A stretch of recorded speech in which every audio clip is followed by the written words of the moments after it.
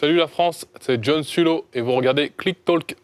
Let's go. Walk it like I talk it. Walk it like I talk it. You walk it like I talk it. Walk it like I talk it. Hey. Ça va, Soulo? Ouais, ça va, la cool, hein. Écoute, nouvelle saison chez Click. Exactement. La raison pour laquelle on avait très envie que tu sois là aujourd'hui, c'est qu'on avait envie que les gens qui regardent Click comprennent qui sont les gens qui font Click. Toi, tu es une figure historique de Click, parce que tu es là dès la première semaine, on peut le dire. Mais Click, c'est la dernière étape à ce jour d'un très long parcours qui a commencé au Havre. C'était comment le Havre? Ton Havre? C'est l'enfance, c'est où je suis né, où j'ai grandi, où j'ai... je sais pas, où j'ai commencé à travailler. Bah, c'est la ville dans laquelle j'ai grandi. Un bon souvenir? Ouais, très bon. J'y vais souvent au Havre. Toujours les pieds là-bas, toujours connecté. J'ai mes amis, ma famille. C'est qu'à 2 heures de Paris. Hein. C'est pas comme si tu disais Los Angeles. Ah mortel, non. c'est le Havre. Quoi. Là-bas, on t'appelait apparemment DRC. Ouais. Ça voulait dire quoi? Ça voulait dire docteur computer. J'étais un geek avant, je réparais les ordinateurs de tout le quartier, même toute la ville. J'avais fait une petite carte, j'avais un t-shirt. J'étais un jeune entrepreneur, j'étais en marche avant. J'étais en marche avant les startups. Il y avait une petite carte de visite DRC? Docteur computer. Et justement, au Havre, quelqu'un a joué un rôle très particulier pour toi. Et ce quelqu'un, c'est lui. Aucune guerre se mène au pistolet à air. Avec la rue, on a vécu qu'une relation épistolaire. Plutôt l'air de se perdre. Espère voir quelques lueurs d'espoir. Mais notre histoire, intraçable comme un donneur de sperme. Nous étions des pêches échoués loin du péché. Qui ne voulaient pas de poison, mais souhaitaient apprendre à puncher. Comment t'as rencontré Medine? C'est ma famille, ça. C'est ma famille, j'ai grandi avec eux. Il n'y a pas de rencontre avec Medine. Dès que je suis né, ils étaient là. On a grandi dans le même quartier, il marchait avec mon grand frère. C'est comme le boss du label dit, Salsa, DRC, je l'ai connu dans le ventre à sa mère. Et c'est comme ça que je disais, c'est ma mif, j'ai bossé, ils m'ont donné, c'est les premiers qui m'ont fait confiance. Qu'est-ce qu'il a changé pour toi? Beaucoup de choses, car j'ai pu vraiment professionnaliser mon côté DRC.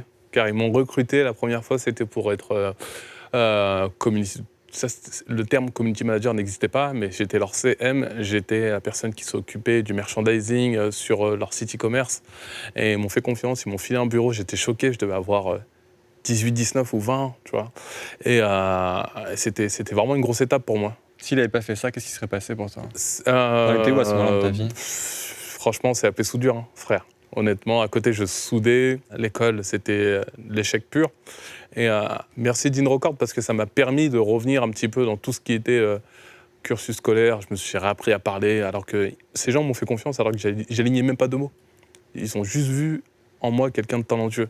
Et merci, sans vouloir me jeter des fleurs, hein, bien sûr, j'aime pas trop ça. Et merci à eux, je les remercierai toute ma life. C'est ma famille, Dean Record. Et c'est dans sa foulée que t'es parti du Havre? J'ai bossé 8 ans, je crois, avec eux. On a fait beaucoup de choses, beaucoup de projets, on a développé. En fait, moi, je suis arrivé au moment où Medine, je suis arrivé dans la boîte où Medine commençait vraiment à péter. Son élan, c'était... j'ai suivi le wagon, je me suis accroché à tout ça. L'arrivée sur Paris, c'est encore quelqu'un qui m'a fait confiance, quelqu'un que je remercierai encore toute ma life, c'est Sébastien Abdelhamid.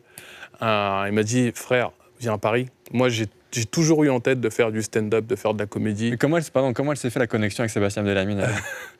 Twitter, je crois. Twitter, si je dis pas de bêtises. Twitter, en fait, Sébastien Abdelhamid, c'est quelqu'un de Rouen. Moi, je suis du Havre. Donc, je crois que j'avais tweeté encore sur la A13, parce que je faisais des allers-retours sur l'autoroute A13 avec Dean Record.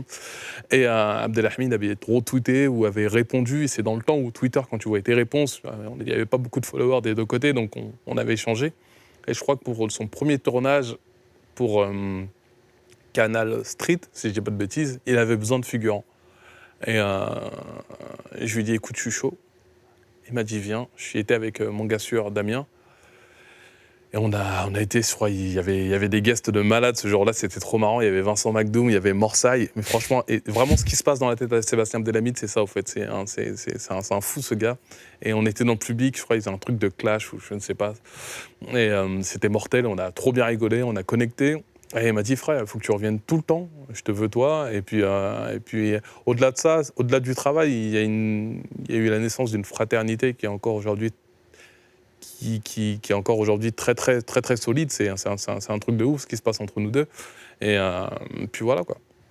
Je sais pas si les gens réalisent à l'écran, mais tu mesures près de 2 mètres. 1m97 selon la police, 2 mètres selon moi. C'est une question d'Anthony Chélan, qui n'a pas pu être là aujourd'hui, mais tu connais bien aussi. Très très bien, ouais. Anthony Chélan, c'est le rédac chef de Click, et c'est la première personne qui m'a accueilli sur Paris en fait. Je lui ai dit, ouais, je suis frérot, je vais venir sur Paris. Il m'a dit, viens chez moi. Et j'ai dormi sur son clic-clac ou canapé-clac que j'ai encore aujourd'hui. J'ai récupéré lors d'un déménagement, je l'ai emmené chez mon beau-père. Et j'ai dormi dessus pendant 2 mois. Et à chaque fois que je vois ce canapé, je dis, mec, t'as fait un truc de ouf. Lui, sa question, c'est, t'as quel rapport à ton physique? Ce physique de grand mec, impressionnant. Est-ce que t'en joues? Est-ce que t'en as souffert? Ça m'a évité beaucoup de choses. Honnêtement, je vois, des fois, je discute avec, je sais pas, des amis humoristes ou d'autres, et ils me disent, ouais, il m'est arrivé ci, il m'est arrivé ça. Et moi, je me dis, peut-être grâce à mon physique, j'ai pas tous ces soucis. Tu vois, je suis pas le mec qu'on embrouille. Je suis pas un mec tout stuck, mais juste, on fait moins chier un mec de 2 mètres qu'un mec d'1m60. C'est ce que je me dis. C'est ce que je me dis. Et ouais, après, bien sûr, c'est un physique qu'on repère assez rapidement. J'en rigole aujourd'hui sur scène, mais je l'accepte sans souci. Tout le monde est grand dans ma famille. Hein. Mes 2 parents sont grands, tous mes frères sont grands. Donc ma fille est très grande pour son âge. Qu'on embrasse. Donc tu arrives à Paris pour faire de la scène. Depuis quel âge ou depuis quand tu sais que tu veux faire de la scène? Depuis, en fait, moi je suis un grand fan des inconnus. Je connais tous des inconnus. Et depuis, c'est dans un coin de ma tête en mode, mais c'est dans un coin de ma tête, mais je suis pas en mode c'est réalisable. Je suis dans mon coin au Havre. C'est un truc qui est juste flou. Et au fil des rencontres, je me dis, ouais, en fait, tu peux le faire. Après, il y a eu le déclic du Jamel Comedy Club. J'ai vu Thomas N'Djidjol au Havre lors de sa tournée, lors de son premier spectacle. Alors que son spectacle était déjà sorti. J'avais déjà vu. Et de le voir comme ça, réaliser 1 heure de performance stand-up sur scène, ça m'a donné vraiment envie de passer le pas. Et l'envie est montée. Et je crois un an ou 2 ans après, j'ai débarqué sur Paris. Une question très con, mais c'est simple de faire de la scène quand on arrive à Paris? Non, c'est trop dur. Le stand-up, il faut s'accrocher. Hein. C'est pas... La période d'essai au travail, c'est 2 mois. En général, 2, 3, 4 mois, ça dépend des entreprises. Ça dépend des contrats. Dans le stand-up, la période d'essai, c'est 5-6 ans, mon pote. Je suis encore en période d'essai. C'est difficile, il faut s'accrocher, il faut rien lâcher. Et faut faire... les gens te font confiance. Ils viennent dans la salle pour rire. Et si tu merdes, tu flingues leur soirée. Et des fois, tu te mets des pressions... tu te mets certaines pressions, mais des fois, tu rencontres des humoristes qui t'enlèvent un petit peu toutes ces pressions, tu vois. Tu discutes un peu avec eux, comme Jason Brokers, qui est aujourd'hui un ami très proche. Il m'a beaucoup conseillé sur scène, sur l'attitude, sur toutes les peurs qu'on devait enlever, la confiance qu'on devait avoir sur scène. C'est quelqu'un qui m'a beaucoup apporté dans le métier. On va continuer à parler de ça, mais donc sur Click TV, tu reçois toutes les semaines un ou une humoriste ou un ou une personne marrante pour comprendre pourquoi elle est marrante. Parmi ces personnes, récemment, tu as vu Tania Dutel, qui racontait tous les petits boulots de merde, entre guillemets, qu'elle a dû faire, qu'il n'y a pas de petits boulots de merde, mais qu'elle a dû faire en parallèle de ses débuts de stand-upeuse. Toi, c'est quoi les trucs les contraignants que tu as dû à faire? À mon arrivée sur Paris, pendant, je crois, 2 ans et demi, 3 ans, je m'occupais d'investir dans un resto-boîte brésilien. Et à côté, j'enchaînais les petites missions intérim parce qu'à Paris, c'est marche ou crève, tu le sais. Hein. Tu arrives, t'as ça comme espace et tu payes 3 fois le loyer que tu avais au Havre. Et j'ai enchaîné beaucoup de boulots qui me rendaient dingue, mais j'avais toujours cette espérance de vivre de ce que je veux faire. Click me donne l'opportunité, aujourd'hui les stand-up aussi. Mais c'est vraiment rudu quand tu fais ce genre de boulot. Chez moi, les missions intérim, je suis un vrai menteur. En fait, je me faisais passer. En fait, je prenais toutes mes capacités en informatique, alors que j'ai 0 diplôme en informatique. Certes, j'ai l'expérience avec Gene Record, mais toute l'expérience que j'avais, je faisais un CV mytho. Et j'arrivais au bon intérim, je me suis retrouvé à bosser au ministère de l'écologie. Je ne sais pas si vous tombez sur ça, je te jure. C'était quoi, 6 mois avant le début de l'émission avec Click, je me suis retrouvé à bosser pour le ministère de Nicolas Hulot. Et j'ai bossé à la Défense pour pour des grosses crises informatiques, etc. Et vous parlez anglais, je répondais yes. Alors j'étais un mytho, je te jure, j'ai pas décroché un téléphone. Je prenais juste l'oseille. J'étais là parce que j'étais dans le besoin. Il fallait que je bosse. Il fallait pas que la mission intérim me passe sous le pif. Aujourd'hui, quand on te pose la question, c'est quoi ton métier? Tu réponds quoi? C'est quoi ton métier aujourd'hui, John? Moi, je sais pas si je peux répondre humoriste. Honnêtement, mon métier, quand je regarde mes fiches de paye, c'est animateur, aujourd'hui animateur télé, mais dans mon cœur, c'est humoriste. Qu'est-ce qui te prend le plus de temps? Euh, Ou de plus l'esprit peut-être plus. L'esprit, c'est le stand-up. Ah, chaque moment de ma journée, je pense au stand-up. Je pense à faire rire les gens, à des blagues, à comment tourner une blague. J'ai une blague qui est là depuis 1 an et demi. C'est marrant dans ma tête, hein, mais quand je le fais sur scène, c'est pas marrant. Et je connais ce truc de stand-up, c'est t'as pas encore le pouvoir pour raconter cette blague. Donc j'ai besoin de la jouer, j'ai besoin de la retravailler, mettre les mots dans le bon ordre, le ton de la voix, l'attitude. Tout ça, c'est un travail. C'est comme faire une montre en Suisse. Tu as chaque élément à sa place pour que le temps soit bien donné au moment précis. Et c'est pareil pour une blague dans le stand-up. Ça prend beaucoup de temps dans la tête. Il y en a qui comprennent vite, mais moi j'ai un peu de mal parce que je suis dans mes débuts. Justement, donc, t'as une émission toutes les semaines qui s'appelle Solo avec Solo, qui conjugue tes deux passions, l'animation télé et l'humoriste. Tu reçois chaque semaine, on l'a dit, une personne marrante. Est-ce que c'est pas perturbant au bout d'un moment d'intégrer autant les histoires de tes camarades humoristes? Est-ce que ça t'empêche pas un peu d'être toi-même? Tu vois ce que je veux dire? Je pense que ça me motive plus qu'autre chose. Parce que je vois leur parcours, je vois le mien, je vois des similitudes. Je vois par où ils ont trébuché, je vois par où ils ont accédé à d'autres paliers. Et moi, il n'y a rien ne me motive plus que la réussite des autres. Voilà. Quand je vois la réussite des copains, ça me motive comme pas possible. Je dis que tout est possible, que j'y arrive ou pas. Je suis près d'eux, je suis près de ce qu'ils vivent. Et c'est déjà une réussite pour moi. Ça fait 1 an que tu as ce format, un peu plus d'1 an maintenant, donc la saison 2 a commencé. Qui t'a le plus impressionné? En fait, c'est pas vraiment... Il y a 2 personnes qui m'ont vraiment impressionné, c'est vrai.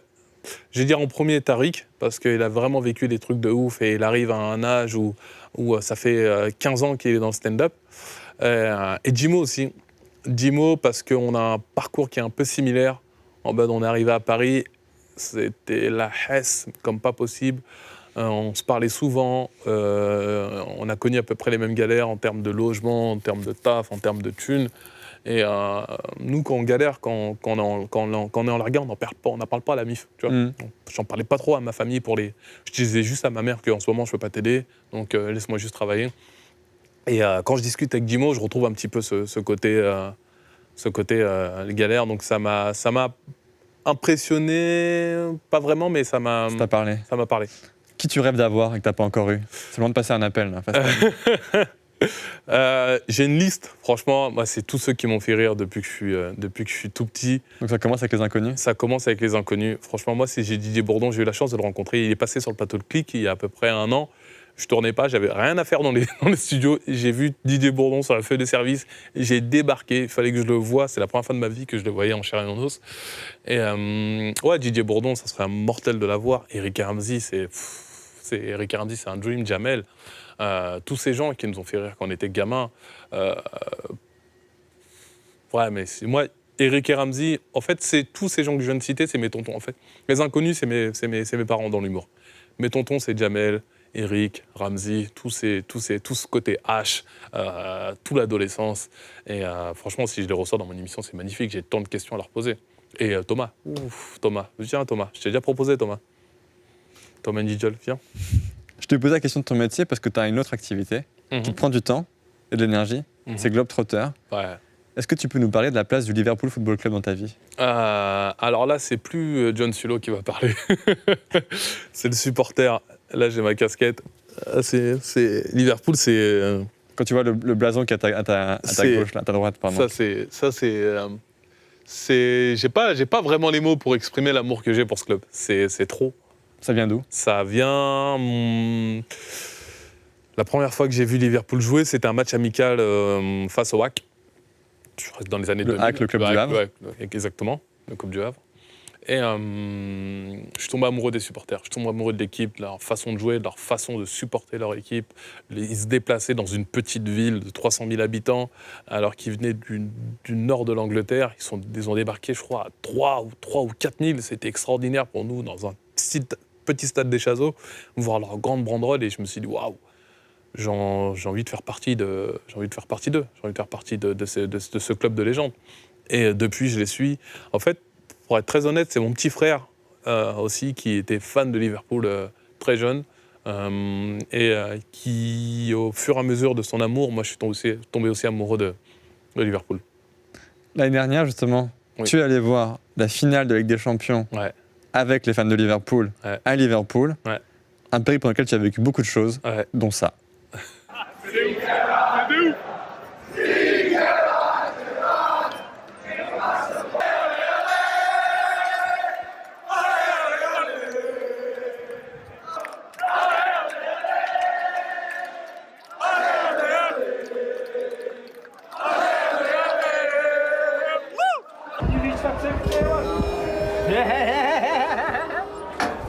Just you, but you've had a good 5 goals in qualifying and 5 games. Ok, on y est! On y est, ma gueule! Ça va 13 balles! Wouh! On va la gagner! Ouais! Notre balle est ma gueule! C'est des souvenirs magnifiques et douloureux. Parce qu'on perd à la fin. J'ai l'impression, mais ça ouais, reste vas-y. magnifique parce que c'est Liverpool.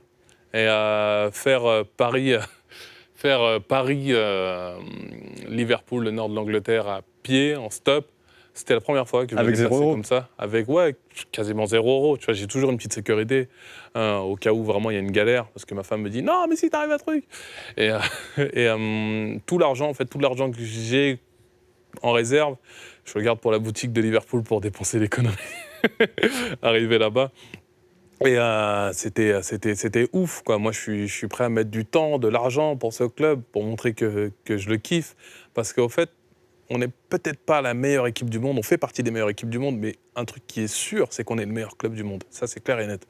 Un club qui aime autant ses supporters, qui aime son staff, on est obligé de se donner pour eux. En mai dernier, refinale de Ligue des Champions, Ouais. tu es allé à Madrid. Liverpool a gagné. J'ai une question hyper ingrate. Ouais. Tu es marié, Oui, tu es papa depuis quelques mois. oui. Est-ce que le plus beau jour de ta vie, c'est la victoire de Liverpool en Ligue des Champions? Franchement, non, faut arrêter les bêtises. Franchement, quand on a gagné la Ligue des Champions, j'avais la Champions League dans les mains. Et Explique-nous comment t'es arrivé. Non, mais ça c'est ouf. Ça c'est ouf. Je t'explique un petit peu, j'essaie de te faire une réponse assez concise. Je pars déjà avec mon petit frère, ça c'est ouf. Je pars déjà avec mon petit frère, j'ai 2 places, je sais pas qui prendre et je prends mon petit frère. Je me dis vas-y, t'as 11 ans, je vais essayer de te faire vivre ça. Je pars en stop pour reproduire un petit peu ce qui s'est passé l'année précédente. Et honnêtement, j'avais vraiment peur de perdre cette finale. Ça m'aurait fait trop mal. Donc 2 voyages en stop et perdre, je sais pas, je crois que je serai encore à Madrid, dans une rue lugubre, en train de Il y a des rues divaguer. lugubres à Madrid. Et on arrive, franchement, on fait des rencontres exceptionnelles. On croise des supporters sur la route, ils nous récupèrent en stop. On arrive à Madrid en moins de 24 heures. Je suis avec mon petit frère. J'essaie de lui transmettre un petit peu l'amour de ce club. Parce que mon petit frère, ce qui me dérange un petit peu, c'est que depuis tout petit, je l'habille en Liverpool. Il a 11 ans, je l'habille en Liverpool. J'essaie de le faire aimer Liverpool. Mais là, il aime le Real. Et il vit chez moi, ça me fait chier. Et je me dis, si je l'emmène là-bas et Liverpool gagne, c'est sûr qu'il va aimer Liverpool, il va voir les supporters. À 11 ans, tu vas kiffer. Moi, c'est à peu près à cet âge-ci que je suis tombé amoureux de Liverpool. Et on arrive là-bas, ambiance exceptionnelle, c'est magnifique, on vit la finale, on chante, on est dans le COP. À côté de nous, il y a des anciens joueurs, c'est ouf. Et donc j'explique un peu tout ça à mon petit frère. Liverpool gagne et je vois qu'on est au même étage que la famille des joueurs, mais on est séparés d'une barrière de sécurité, des portes de sécurité. Eux sont plus du côté officiel et nous du côté COP. Mais c'est sur le même étage. À la fin du match, ils nous demandent de sortir du stade. Et ils veulent évacuer le stade rapidement. En voulant évacuer le stade rapidement, ils ouvrent les portes de sécurité qui nous séparent de nous et le côté VIP. Donc moi, à la fin du match, après avoir chanté, etc., Je prends mon petit frère, j'y viens, suis-moi. On arrive aux côtés des portes. Dès que je vois les portes ouvertes, je passe. Et je tombe sur le sélectionneur du Sénégal, Aliou Cissé. Je discute avec lui. Je suis content de le voir parce que je suis sénégalais d'origine. Je lui parle de beaucoup de choses. Je lui dis que j'étais là à la Coupe du Monde en Russie, que j'ai vu un match du Sénégal, que je suis fier de tout ce qu'il fait pour la sélection du Sénégal. Et je discute avec lui pendant 10 minutes. Déjà, je suis très content de le voir lui et je vois aussi que je suis entouré de la famille des joueurs. Moi, je suis de dos, donc les stewards virent un peu tout. Je ne vais pas dire les parasites, mais les gens qui n'ont rien à faire ici. Sauf toi. Sauf moi. Moi, je suis de dos avec mon petit frère, je discute, je fais une photo avec le sélectionneur et au bout d'un moment, je me retourne, je vois que les stewards ont arrêté de bosser et il reste que la famille des joueurs. Et la famille des joueurs sont ici en mode, bon, on veut descendre, voir les joueurs de Liverpool, nos maris, pour les féliciter. Et moi, je me joins à la troupe. Ça contrôle, mais ça ne contrôle pas vraiment parce qu'il y a l'euphorie de la victoire. Tu vois, les stewards sont en mode attention, doucement, il y a les enfants et la famille. Et moi, je suis avec mon petit frère, je suis en mode faites attention, il y a des enfants. La coupe. Et on arrive à descendre. Il y a un tunnel en suivant le mouvement. Et là, je me retrouve sur la pelouse. Et la première personne que je vois, c'est le capitaine de Liverpool, avec sa famille, avec la Ligue des Champions dans les mains. Et j'y crois pas, au fait.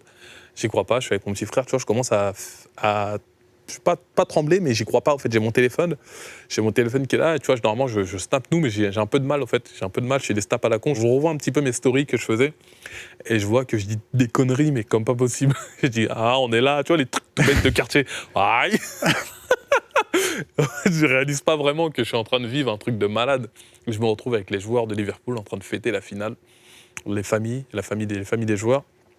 Et à un moment donné, après avoir patienté, parce que priorité à la vraie famille, il me file la coupe à moi. Et j'ai la coupe avec mon petit frère, on fait des photos, on fait des bisous. Il y a Sadio Mané qui est là. Cette photo, elle est tellement au-dessus de toutes mes photos de ma life.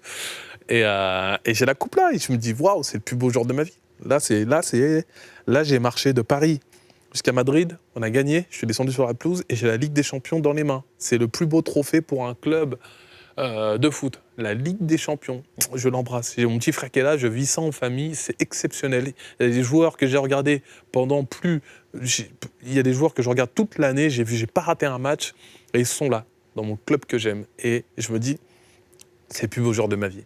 Et là, je suis papa depuis ça va faire un mois, et on me passe ma fille, et je suis là, et je regarde, je dis, waouh, Liverpool, c'était vraiment le plus beau jour de ma vie. Jusqu'à aujourd'hui. Non, je rigole, non, c'était ma fille, c'était un truc de malade, c'est au-dessus.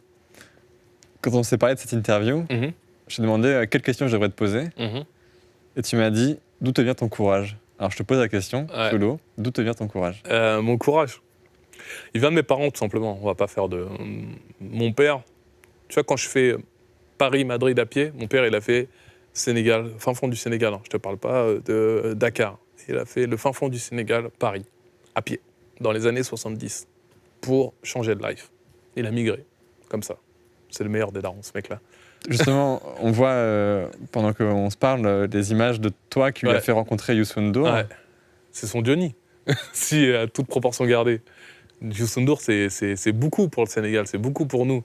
Et c'est une très grande fierté pour moi de l'avoir fait découvrir, de l'avoir fait rencontrer Youssou N'Dour. Tu vois, c'est fou. Et des fois, j'oublie, honnêtement, j'oublie un petit peu. Et lui, il a oublié, tu crois? Non, je pense pas. Mon pote, mon père, parce que c'est un peu mon pote, mon père. Quand on discute ensemble, etc., on est très complices. Il m'a apporté beaucoup de courage dans ses discours, dans sa manière de voir les choses. Quand j'étais au plus bas sur Paris ou autre, il me faisait rappeler que t'es un homme et la galère, la douleur, ça fait partie de la vie d'un homme. Donc, prends sur ton dos et avance et ça va te rendre plus fort. Pardon. Je voudrais parler d'une dernière chose. Oui. T'excuses pas. Je voudrais parler d'une dernière chose. On a parlé des grands moments de ta vie. Et parmi les grands moments de ta vie, pour moi, il y a aussi ça.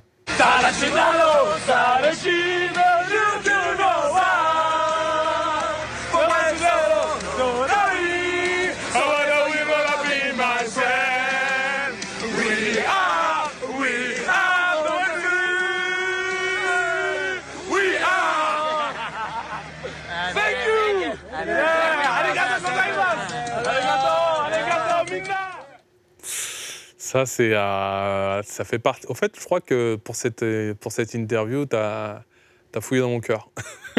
Ouais, donc faut Ça expliquer. aussi, ça fait partie de ma life, One Piece. Alors, c'est deux choses. Déjà, c'est ton voyage en Russie pour la Coupe du Monde. Exactement. T'es avec les fans japonais et ensemble vous À la chantez. sortie du match Sénégal-Japon. Et ensemble vous chantez. One Piece, We Are, c'est le générique du manga One Piece, c'est le meilleur manga du monde. Et en fait, pendant toute la journée, on croisait des supporters japonais. Et moi, je connais quelques mots en japonais. Et ça les étonnait de voir un Sénégalais sortir « Oi, minna, dajbuka, comment vous allez ?» etc. Et parce que j'étais 3 fois au Japon sans faire le mec. Et ils étaient choqués. Tu vois, et les Japonais sont vite choqués, en mode « Oh, tu deviens vite leur ami. » Et à la fin du match, ça fait 1-1. Donc les gens sont pas déçus et sont pas heureux de ouf, mais on chante quand même. Et là, je me retrouve à allumer mon téléphone et à mettre We Are sur mon enceinte. J'avais une enceinte toujours avec moi où je mettais un peu de musique. Et là, les supporters sont là et on chante. Et puis cette vidéo, j'ai pas compris comment la... Après, je comprends totalement le succès de One Piece. Mais au fait, c'est le lendemain, quand j'ai vu les notifications sur mon téléphone, j'ai jamais reçu autant de notifications. Et c'est des mondiales, en fait, ce que je te dis. J'ai eu, je te parle du TF1 du Japon, à ESPN, Mexique, etc. Je te montre mes messages privés sur Twitter. J'étais complètement choqué. Et même le nombre de vues, le nombre de personnes qui me demandaient, le nombre d'émissions qui me demandaient de reprendre cette vidéo, je me rendais... Franchement, ça a eu un impact... Ça, je ne veux pas dire que ça a changé ma life, mais ça m'a vraiment montré l'amour que les gens avaient pour One Piece et pour le foot. C'est vraiment deux trucs où les gens kiffent de ouf et clac, avec cette vidéo, ça s'est emboîté et les gens sont devenus ouf. Il y a des gens qui n'aiment pas le foot et qui aiment One Piece. Il y a des gens qui aiment One Piece et qui n'aiment pas le foot, mais devant cette vidéo a mis tout le monde d'accord. Ça fait clac. J'ai une dernière question, justement. Ouais. Quand il y a quelques jours, je t'ai demandé mais c'est quoi One Piece ? Parce que je te dis à la vérité, je ne connaissais pas. Tu m'as regardé avec de très grands yeux. Donc ma question... Il faut y répondre par oui ou par non. Est-ce que quand on a 33 ans, ce qui est mon cas, et qu'on n'est pas à jour sur One Piece, est-ce qu'on a raté sa vie ? Non, parce qu'écoute, il y a Jason Brokers qui a 33 ans comme nous et qui a commencé One Piece il y a 10 jours. Et écoute, il y a pas de... Faut pas se dire il y a tant d'épisodes, je vais avoir la flemme, etc. Faut le vivre One Piece. Vis-le, prends ton temps, kiffe, mais c'est une œuvre magnifique, monstrueuse, une des plus belles œuvres artistiques mondiales. Il faut le voir, c'est exceptionnel. Merci John. Merci à toi. Let's go. Walk it like I talk it. Walk it like I talk it. Walk it like I talk it. Walk it like I talk it. Hey.